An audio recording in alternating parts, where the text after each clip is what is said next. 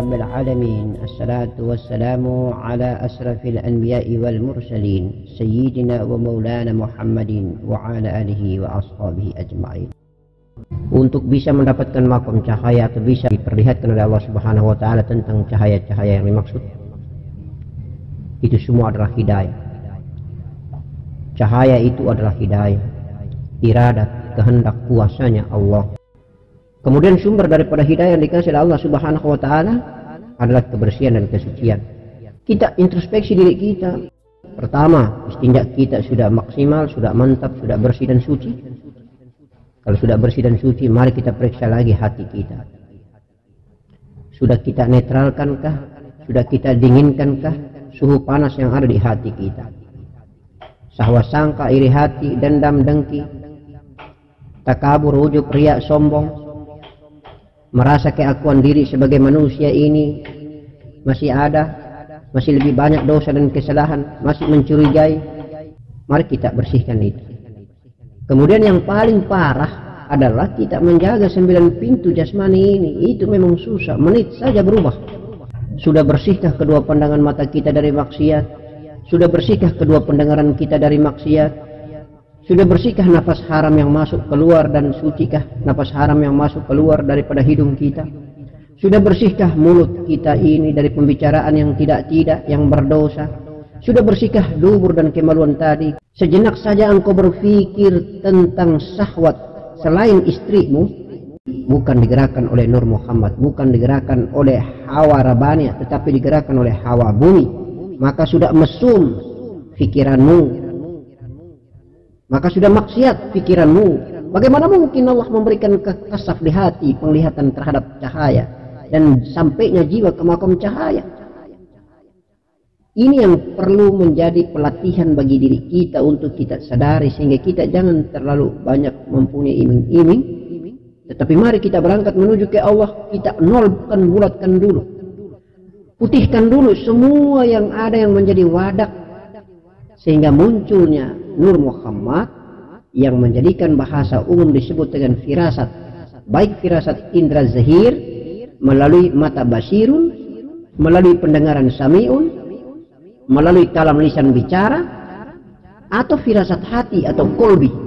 Karena cahaya gaib itu hanya bisa dipertontonkan oleh Allah kepada mereka yang memiliki wadak jasad yang bersih dan suci, kemudian wadak hati yang bersih dan suci.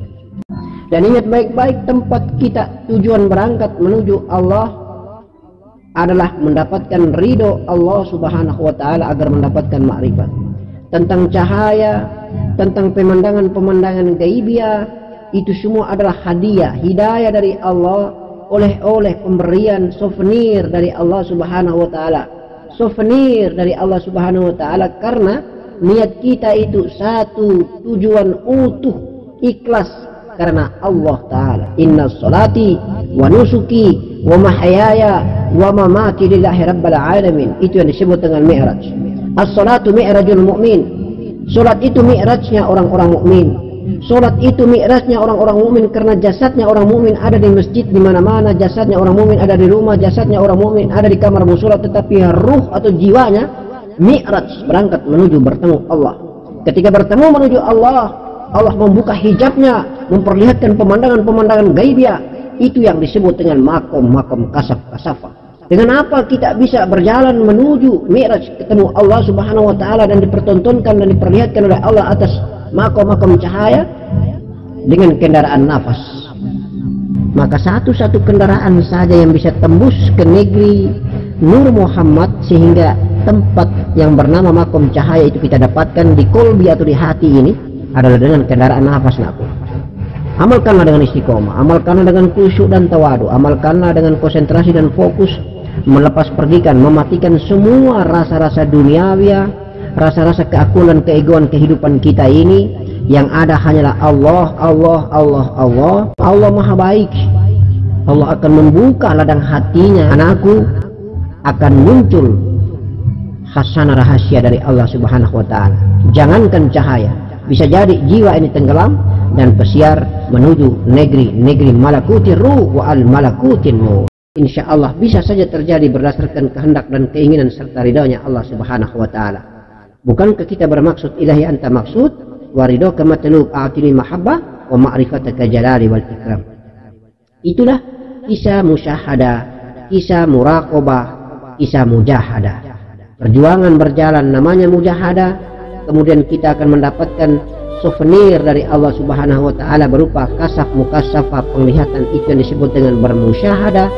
Lalu kita mendapatkan makrifat muraqabah, berdekat-dekatan, berakrab-akraban, berkasih-kasihan dengan Allah Subhanahu wa taala setelah kita berjalan yang bernama mujahadah, setelah kita bermusyahadah dan kita bermuraqabah, atau berdekat-dekatan dengan Allah, berakrab-akraban dengan Allah, lalu kita menjadi tiada Allah yang ada, menyatulah kita di dalam zatnya, ma'rifat billah. Assalamualaikum warahmatullahi wabarakatuh.